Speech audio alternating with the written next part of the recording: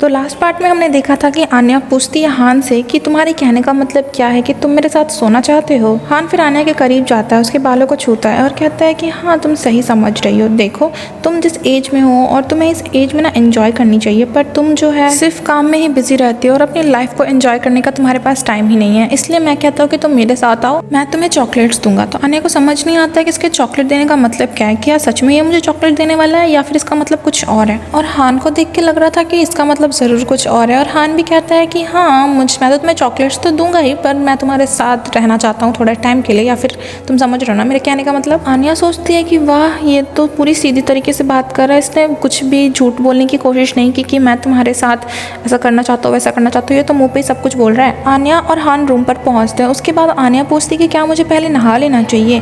तो हान कहता है कि वैसे तो तुम यंग हो और तुम्हें इसके बारे में कुछ पता भी नहीं है, पर अगर तुम ऐसी बातें करोगी ना तो मैं कंट्रोल से बाहर हो जाऊंगा। और कहता है कि तुम्हें नहीं पता आदमियों पे इसका बहुत ही बुरा असर होता है, मतलब वो कंट्रोल से बाहर हो जाते हैं, इसलिए तुम अगले बार से ध्यान रखना और ऐसी बातें कभी भी मत करना। आन्या कहती है ये सब तो पहली बार हो रहा है ना मेरे साथ, इसलिए मुझे पता नहीं है। तो हान पूछता है कि क्या तुमने कभी किसी को किस भी नहीं किया, ऐसा क्यों भला, तुम अपनी लाइफ में कर क्या रही थी। और मैंने जहाँ तक सुना है और देखा है तुम्हारे एज वाले बच्चे तो अभी तक सब कुछ कर चुके होते, पर तुम इतनी पीछे कैसे रह गई। आन्या कहती कि मैं अनाथ हूँ और मेरे खर्चे उठाने के लिए कोई नहीं है, इसलिए मैं हमेशा अपने खर्चे उठाने के लिए काम करती हूँ, इसलिए मैं बिजी रहती थी, इसलिए मुझे इस सब के लिए टाइम नहीं हुआ कभी भी। हान कहता है कि तुम इतनी बिजी थी इसका मतलब तुमने तो मज़े कभी किए ही नहीं होंगे।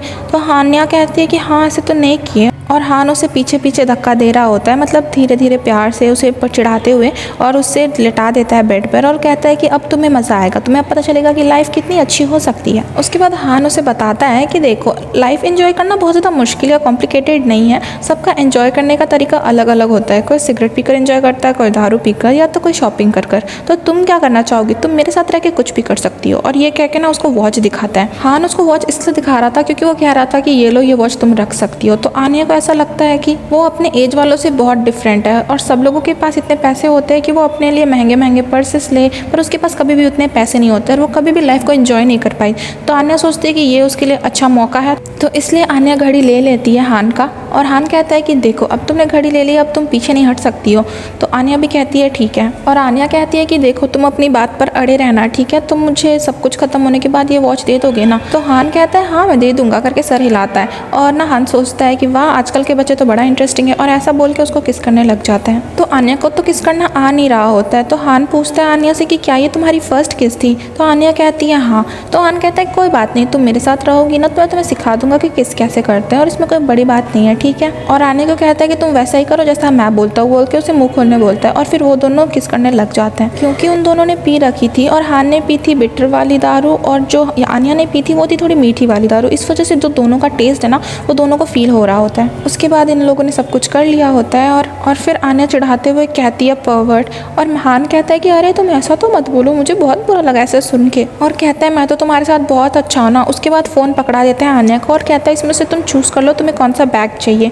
पर आन्या तो कहती है कि तुमने तो मुझे पहले ही घड़ी दे दी। तो फिर हान ना उसकी कोई बात नहीं सुन रहा होता और उससे पूछ रहा होता है कि तुम्हें कौन सा बैग पसंद है, तुम बोलो ना। और आन्या कहती है पर पहले तो तुमने वॉच दे दी ना। तो हान कहता है देखो तुमने जो मेरे साथ शेयर किया ना तो घड़ी से मैं कुछ ज़्यादा तुम्हें देना चाहता हूँ और मैं अपनी तरफ से दे रहा हूँ, ठीक है। तो तुम प्लीज़ चूज़ कर लो तुम्हें कौन सा बैग चाहिए और मैं तुम्हें वो खरीद के दे दूंगा। उसके बाद हान आन्या के पास आता है, उसे किस करता है और कहता है कि क्यों ना मैं तुम्हें एक अपार्टमेंट ही दे दूँ खरीद के। आन्या शौक हो जाती है कि क्या ये मुझे अपार्टमेंट खरीद के देने वाला है। तो आन्या पूछती है पर मुझे तो लगा था सिर्फ ये एक बार की बात है ना। तो हान कहता है देखो तुम्हें क्या लगा कि कोई भी आयरा गहरा आ गया और मैंने उसे एक्सेप्ट कर लिया और मैंने उसके साथ कर लिया, नहीं ऐसी कोई बात नहीं है। मैंने तुम्हें चूज़ किया और तुम मुझे बहुत अच्छी लगी और फ्यूचर में भी हम मिलने वाले हैं, तो इसलिए मैं सोच रहा हूँ तुम्हें एक अपार्टमेंट दे दूँ। आन्या सोचती है हाँ इसकी बातें तो सही है पर मुझे इतना ओपनली से ऐसे कुछ नहीं कहना चाहिए था। उसके बाद हान आन्या के बालों को कानों के पीछे करता है और उससे प्यार से पूछता है कि देखो मैं तुम्हारे लिए एक अपार्टमेंट ले दूंगा, ठीक है, और तुम्हें अच्छा लगे तो मैं ना उस अपार्टमेंट में तुम्हारा नाम भी लिखवा दूंगा। और कहता है यही तो काम होता है शुगर डैडी का, मतलब अपने आप को शुगर डैडी कह रहे हैं। उसके बाद हम आन्या को देखते हैं जिसकी हालत बहुत ज़्यादा ख़राब होती है एंड ऑब्वियसली उसकी हालत ख़राब होगी ही ना क्योंकि उसका पहला फर्स्ट टाइम था जो। और देखो गाइस ऐसे बिल्डिंग में एक अपार्टमेंट दी है हान ने इसको, कितनी लकी है। और हान कॉल पर पूछ रहा होता है आन्या से कि तुम ठीक से तो सोई ना।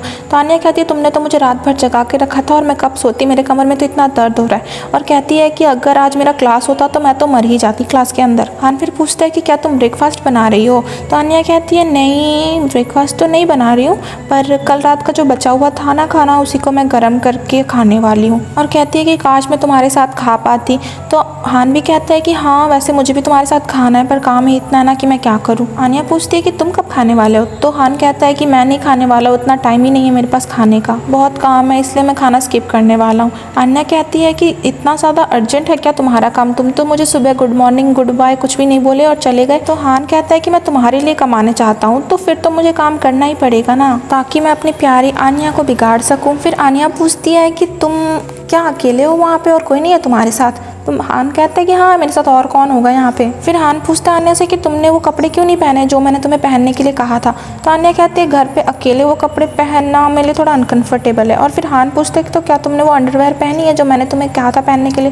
तो आन्या थोड़ा हिचकिचाते हुए हाँ कहती है। और आन्या पूछती है हान से क्या तुम देखना चाहते हो? तो हान कहता है हाँ मैं देखना चाहता हूँ, मैं तुम्हारे लिए बहुत ज़्यादा तड़प रहा हूँ। और फिर इन लोगों की गंदी बातें, और आन्या वही करती है जो हान कह रहा होता है उसे करने के लिए।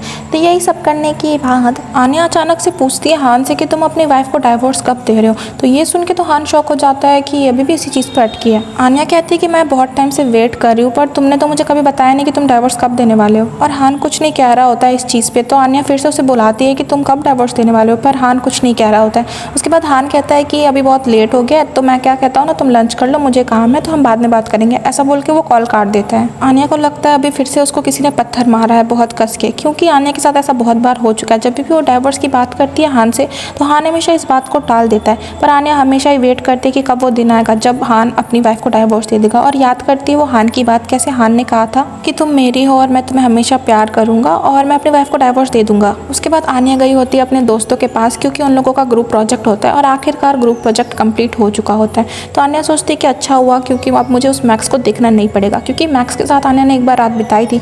तो आन्या ना हमेशा अवॉइड करती थी मैक्स को, क्योंकि मैक्स हमेशा उसे परेशान करता था और मैक्स हमेशा आन्या को कहता था कि तुम हान से दूर रहो, और हमेशा मैक्स आन्या को पटाने का ट्राई करता था। इसलिए आन्या हमेशा मैक्स से दूर रहने की कोशिश करती है। आन्या के जो दोस्त होते हैं वो ग्रुप चैट में कह रहे होते हैं कि हमें ना घूमने जाना चाहिए, और सब लोगों ने ये बात इतनी ज़्यादा कही होती है आन्या को कि तुम आना ही, इसलिए आन्या को एट लास्ट आना ही पड़ता है उस ग्रुप पार्टी में। और आन्या का बिल्कुल भी मन नहीं होता है, इसीलिए वो उस जगह के बाहर खड़ी होती है जहाँ पे पार्टी वो लोग करने वाले होते हैं। और वो देखती है कि हान ने उसे एक भी मैसेज नहीं किया है आज, इसलिए उसका मूड जो है बहुत ख़राब होता है, इसलिए वो बाहर खड़े होकर सिगरेट पी रही होती है। पर तभी आन्या अचानक से डर जाती है, क्योंकि अचानक से वहाँ पे मैक्स आया था और उसको पुकारने लग जाता है। और मैक्स पूछता है क्या तुम 15 साल की भी हो? तो आन्या सोचती है क्या बकवास सवाल पूछ रहा है ये। और मैक्स कहता है तुम्हें अब छुप छुप के सिगरेट पीने की क्या ज़रूरत है, अब तुम अडल्ट हो चुकी है और ऐसी जगह पे छुप कर पीने की कोई ज़रूरत नहीं है। और मैक्स कहता है कि तुमने तो कोई क्राइम नहीं किया ना, जैसे डर डर के पी रही हो। और आन्या से लाइटर मांगता है, तो आन्या कहती है तुम्हारे पास लाइटर है ही नहीं, तो तुम सिगरेट क्यों पीते हो? पर तभी मैक्स आन्या के करीब आता है और उसके सिगरेट से ही खुद की सिगरेट जलाने लग जाता है। ये देखकर, मतलब जितने पास आ गया था ना मैक्स, ये देखकर तो आन्या को भी थोड़ा बहुत शर्म आने लग जा रहा था। और मैक्स कहता है आन्या से कि तुम्हारे होठों के बीच में सिगरेट देखकर ना मुझे भी सिगरेट पीने का मन करता है। मतलब वो ऐसा कहना चाह रहा होता है कि आन्या को देखकर उसका मूड बन जाता है। तो आन्या को ये सुन के बहुत ज़्यादा शर्म आने लग जाता है, उसके गाल भी पूरी तरीके से लाल हो जाते हैं। तो मैक्स पूछता है तुम्हारे गाल इतने लाल क्यों हो गए, अभी तो हमने पीना भी स्टार्ट नहीं किया है। तो आन्या कहती है कि ऐसा कुछ भी नहीं है, और मैंने शायद ना ज़्यादा ब्लश लगा लिया इसलिए तुम्हें ऐसा लग रहा है। पर अंदर ही अंदर आन्या बहुत ही ज़्यादा शर्मा रही होती है, इसलिए उसके गाल लाल हो गए होते हैं। और कहता है तुम तो आज बड़ी सुंदर लग रही हो, लगता है तुम हान से मिलने वाली हो। और कहता है कि हाँ तुम्हारे पैसे भी खत्म हो गए होंगे ना। तो आन्या कहती है कि तुझे उससे क्या मतलब, मैं किससे भी मिलूँ और मैं किसके लिए भी रेडी हूँ। और कहती है कि तू ना हमारे मामले में ज़्यादा टांग मत अड़ा, और जो भी मैंने पहना है ना सर से लेके पैर तक, वो मुझे हान ने खरीद कर दिया है और मुझे कोई प्रॉब्लम नहीं है उस चीज़ से। ये सुन के तो मैक्स का मुंह ना गुस्से से लाल हो रहा होता है और वो कह रहा होता है लेकिन ये सारी चीज़ें तो तुम्हें मैं भी खरीद के दे सकता हूँ ना, और मैं भी सब कुछ कर सकता हूँ तुम्हारे लिए। तो आन्या कहती है कि तुम्हें ऐसा क्यों लगता है कि मैं चाहूँगी कि तुम मुझे ये सब चीज़ें खरीद के दो या फिर तुम मेरी केयर करो। तो मैक्स कहता है कि देखो अभी तुम्हारे पास हान है और तुम्हारे जितने खर्चे हैं ना, और अगर हान चला गया तो तुम कहाँ से खर्चे निकालोगी, उस तब तो तुम मेरे पास ही भागकर चली आओगी ना। इसलिए मैं कह रहा हूँ कि तुम ना उसे उस बुढ़े को छोड़ दो और मेरे पास वापस आ जाओ। तो आन्या को बहुत ज़्यादा गुस्सा आता है। वो कहती है कि तुम होते कौन हो डिसाइड करने वाले कि मुझे क्या करना है और क्या नहीं। मेरा और हान का रिलेशन बहुत ही अच्छा चल रहा है, ठीक है ना। और आन्या कमीना कहती है मैक्स को। तो मैक्स कहता है अरे शांत हो जा। आन्या कहती है कि देख तू ना मेरे और हान के बीच में मत था और मैं खुश हूँ हान के साथ। तो मैक्स कहता है कि अभी तक उसने अपनी वाइफ को डाइवोर्स क्यों नहीं दिया, अगर वो तुमसे इतना ही प्यार करता करता है तो। और आन्या का इसके पास कोई जवाब नहीं होता है और मैक्स भी वहाँ से जा रहा होता है। तो आन्या उसको रोकती है और कहती है देखो मेरा और हान का जो भी है ना वो अच्छा चल रहा है, प्लीज़ तुम हमारे बीच में इंटरफेयर ना ही करो तो मेरे लिए अच्छा रहेगा। फिर मैक्स कहता है आन्या से कि देखो वो बुढ़ा है और जब तुम्हारे पास ऑप्शन है कि तुम अपने एज वाले से डेट कर सकती हो यानी कि मैं, तो फिर तुम क्यों उस बुढ़े के पीछे पड़ी हुई हो। और अगर मैं हान की जगह होता ना तो मैंने अपनी वाइफ को कब का डाइवोर्स कर लिया होता और मैं तुम्हारे साथ शादी कर लिया होता अगर मैं उसकी जगह पर होता, पर उसने ऐसा नहीं किया। इसका मतलब है कि वो तुम्हें कभी भी अपनी फर्स्ट प्रायोरिटी नहीं मानता है। आन्या को पता होती है ये बात कि हान उसे कभी भी फर्स्ट प्रायोरिटी नहीं रखता है और उसका बिजनेस पहले आता है ना कि आन्या। और हान ने तो बिजनेस के लिए शादी की थी इसीलिए वो अपनी वाइफ को डाइवोर्स नहीं दे पा रहा होता है। और ये बात तो अच्छे से हान ने बता दी होती है आन्या को और आन्या भी समझती है, लेकिन वो कितना ही समझेगी। पर उसे बहुत ज़्यादा बुरा लगता है जब भी हान उसको इग्नोर करता है और उसे कभी भी फर्स्ट प्रायोरिटी नहीं रखता है। उसके बाद आन्या कहती है कि मुझे इस बारे में याद मत दिला और हम चलते हैं अंदर। तो मैक्स भी कहता है ठीक है और फिर ये लोग अंदर आ जाते हैं उसके दोस्तों के पास। तो आन्या पहले जाती है और फिर वो उसके दोस्त लोग जो होते हैं ना वो बहुत ज़्यादा खुश हो जाते हैं और कहते हैं कि अच्छी बात है कि आप सेफली यहाँ पर पहुँच गई हो और मैं आपको देखकर बहुत ज़्यादा खुश हूँ। और ये लड़की भी बहुत ज़्यादा खुश होती है आन्या को देखकर और आन्या से कह रही होती है कि आप बहुत अच्छी लग रही हो। आन्या भी थैंक यू कहती है और कहती है कि आज की पार्टी मेरी तरफ से है इसलिए तुम्हें जो मंगाना है तुम मंगा सकते हो और पैसों की चिंता बिल्कुल मत करना। तो वो जो लड़की होती है बहुत ज़्यादा खुश हो जाती है कि आप कितनी अच्छी हो। और ये दोनों जो होते हैं ना कहते हैं कि हमें मैक्स का भी वेट कर लेना चाहिए, वो आएंगे ना तब हमें ऑर्डर करना चाहिए तो हमें पता चल जाएगा कि कौन क्या खाना प्रेफर करता है। और आन्या सोचती है कि हान ने तो उसे कहा है कि वो जितने मर्जी चाहे पैसे उड़ा सकता और हान ने तो इतने पैसे दिए आन्या को कि उसका 1% भी यहाँ पे खर्च नहीं होगा अगर वो पूरा मेन्यू भी मंगा ले। ये लोग ऐसे ही बातें कर ही रहे होते हैं कि तभी वहाँ पे मैक्स पहुँच जाता है और मैक्स को देखकर वो जो लड़का होता है वो हाई करता है। मैक्स भी वहाँ पर पहुँचकर कहता है सॉरी मैं थोड़ा सा लेट हो गया और क्या तुम सब लोग ने ऑर्डर कर दिया है। तो जो ये लड़का होता है वो कहता है नहीं हमने ऑर्डर नहीं किया, हम तुम्हारा ही वेट कर रहे थे, आओ बैठ जाओ और बताओ तुम क्या खाना चाहोगे। फिर मैक्स उन लोगों से कहता है कि तुम लोगों को जो ऑर्डर करना है कर लो क्योंकि पैसे आज मैं दे दूंगा। पर वो लड़की इशारा करती है कि आन्या ने कहा है कि वो आज देगी और कहती है कि आन्या कितनी अच्छी है ना। पर आन्या जो होती है वो बहुत ही गुस्से में घूर रही होती है मैक्स को, मतलब आंखों ही आंखों में कह रही होती है कि आज का पैसा मैं देने वाली हूँ, समझा ना। और मैक्स जो होता है कहता है कि हाँ ये तो हमारी कैंपस प्रिंसेस है तो ये तो बहुत ही अच्छी बात होगी अगर ये पैसे देगी। और आन्या सोचती है हाँ मुझे पता है तेरे कैंपस प्रिंसेस का मतलब क्या है, तो मुझे शुगर बेबी कहना चाह रहा है ना। आन्या को भी पता होता है ये उसको चिढ़ा रहा है पर वो ज़्यादा कुछ नहीं कह रही होती है क्योंकि वो ऐसा नहीं कह सकती इन लोगों के सामने। और आन्या सोचती है हाँ ये बहुत ही बड़ा कमीना है, हमेशा नाक में दम कर देता है। उसके बाद वो जो लड़की होती है वो पूछती है आन्या से कि आपकी फैमिली क्या करती है, आप इतनी अमीर कैसे हो। तो आन्या की तो कोई फैमिली होती नहीं है, वो अनाथ होती है, पर उसने झूठ बोला रखा होता है। तो वो कहती है अरे मेरी फैमिली भी नॉर्मल फैमिली है, मैं कुछ ज़्यादा बढ़ा चढ़ा के नहीं बोलूँगी और तुम ऑर्डर करो तुम्हें जो ऑर्डर करना है। उसके बाद वो लोग बातें कर रहे होते हैं तो वो लड़की पूछती है कि क्या आपका बॉयफ्रेंड भी है। तो आन्या कहती है हाँ मेरा बॉयफ्रेंड है। और जो मैक्स होता है ना वो बड़े ध्यान से सुन रहा होता है इन दोनों की बातें, मतलब इन दोनों की बातें इस मैक्स को इतनी क्यों सुननी है क्योंकि ऑब्वियसली वो पसंद करता है ना आन्या को। तो ये लड़की पूछती है क्या वो आपसे बड़ा है और वो क्या करता है, मतलब वो रिच है क्या। आन्या यहाँ पे फिर से झूठ बोल रही होती है क्योंकि वो शादीशुदा होता है और वो उससे 10 साल बड़ा होता है, पर ये बात तो नहीं बता सकती आन्या। तो आन्या कहती है कि नहीं वो मेरे से 4 साल बड़ा है और वो एक कंपनी में जॉब करता है।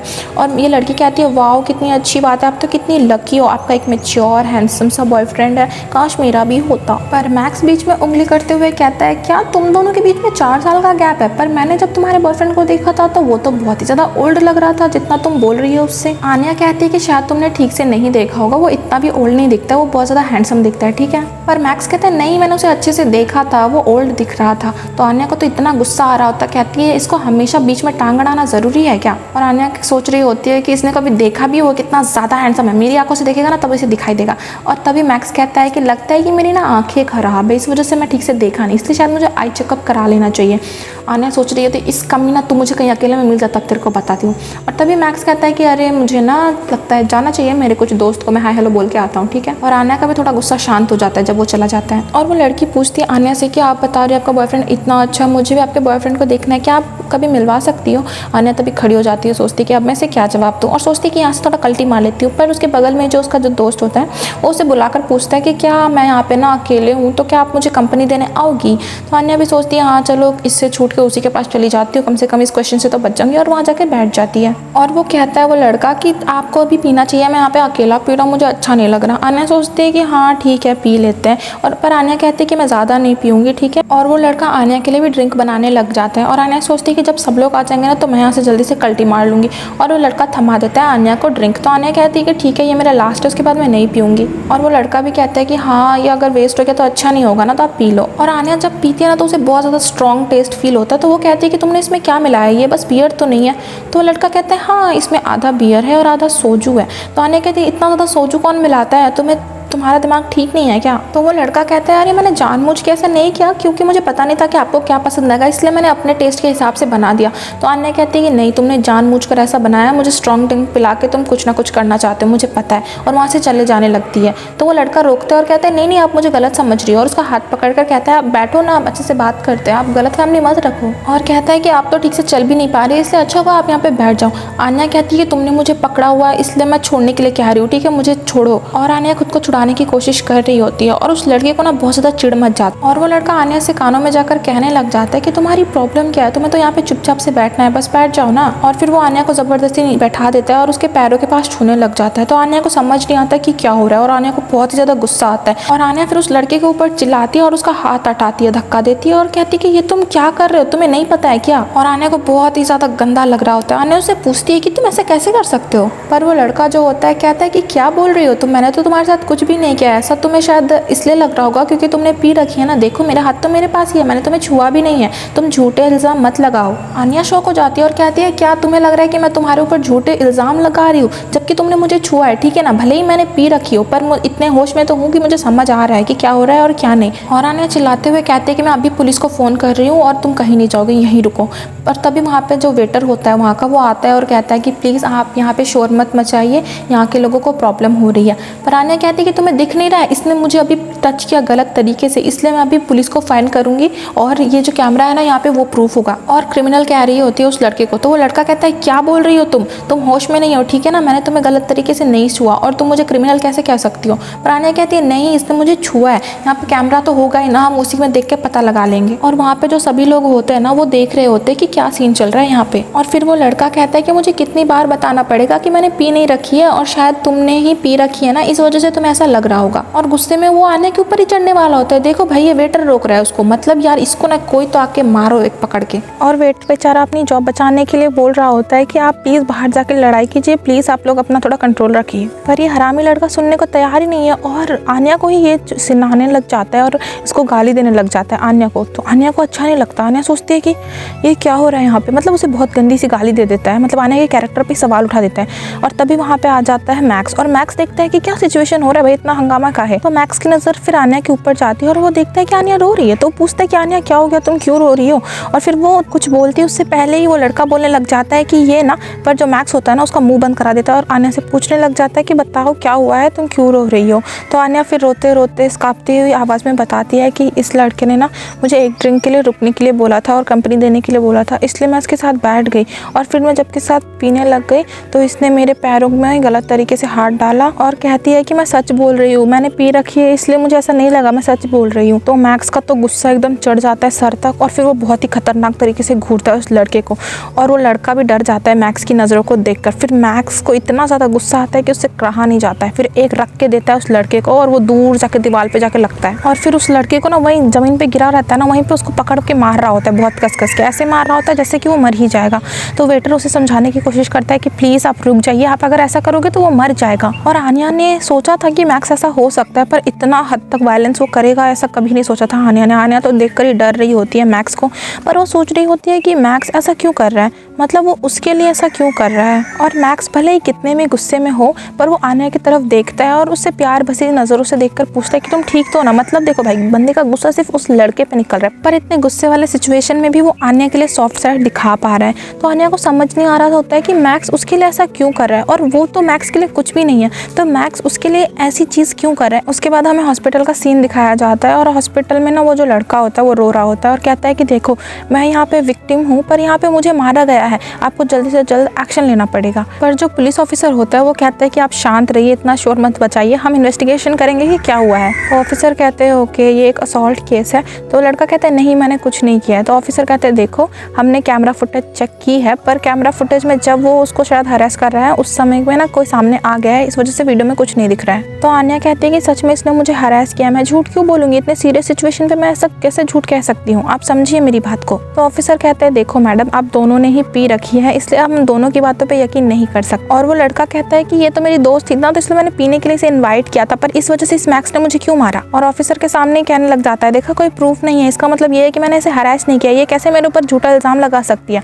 पर जो ऑफिसर होते हैं वो कहते हैं कि हम किसी की बात नहीं सुन सकते, अभी हमें प्रूफ चाहिए, उसके बाद ही हम कुछ कह सकते हैं। आन्या को ये सिचुएशन बहुत ही ज़्यादा गंदी लग रही होती है। वो सोच रही होती है कि काश यहाँ पे हान होता, जब उसको उसकी ज़रूरत होती है कभी भी हान नहीं होता है। इसलिए वो सोचती है कि हान को अगर वो फ़ोन करेगी तो शायद हान उसे इस सिचुएशन से बाहर निकाल पाएगा।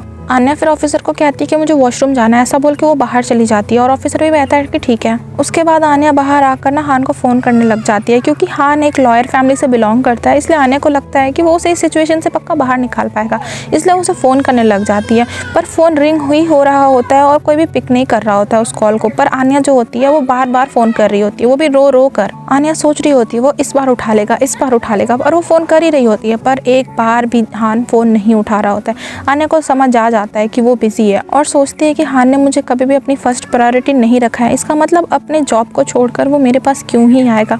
ये सोच कर वो उसे फ़ोन लगा रही होती है, बहुत ज़्यादा रो रही होती है, काँप रही होती है आन्या। उसे समझ नहीं आता कि क्यों मैं इस सिचुएशन में क्यों फंस गई। अगर मुझे पता होता कि ऐसा कभी होने वाला है तो मैं इसके साथ कभी भी नहीं आती। आन्या सोच रही होती है अगर मैं उसके साथ इतना अटैच नहीं होती तो आज मुझे ये डिसअपॉइंटमेंट कभी फेस नहीं करनी पड़ती। ये बोल कर वो रो रही होती है। तभी वहाँ पे मैक्स आता है, आन्या के पीछे खड़ा होता है और देख रहा होता है कि आन्या कैसे रो रही है। और आन्या कहती है अब मेरे से और कुछ सहा नहीं जा रहा है, मैं चाहती हूँ कि सब कुछ खत्म हो जाए, मैं नहीं करना चाहती कोई भी कंप्लेंट, कोई भी कुछ भी, मुझे सिर्फ घर जाना है। मैक्स को भी आन्या को इस हालत में देख के अच्छा नहीं लग रहा होता है। वो कहता है कि देखो तुम्हें पुलिस स्टेशन आने की फिर से कोई ज़रूरत नहीं है, मैंने सारी चीज़ें सेटल कर दी है, और क्या तुम खड़ी हो सकती हो या फिर तुम अपना हाथ दो, मैं तुम्हारे लिए कैब बुक कर देता हूँ, मैं तुम्हें तुम्हारे घर तक छोड़ दूंगा, ठीक है। तो आन्या उससे पूछती है कि क्या तुम नहीं आ रहे हो, मुझे प्लीज़ तुम घर छोड़ने आ जाओ ना, ऐसा वो कह रही होती है। और उसके हाथों पे जब चोट देखती है ना तो आन्या को बहुत बुरा लगता है, क्योंकि उसकी वजह से उसे चोट लगी थी। तो अब तुम लोगों को क्या लगता है कि आन्या हान से मूव ऑन करके मैक्स की नई गर्लफ्रेंड बन जाएगी या फिर इन दोनों का कुछ चलने वाला है? आगे जानने के लिए मेरे चैनल को सब्सक्राइब कर देना। Okay, thank you, bye.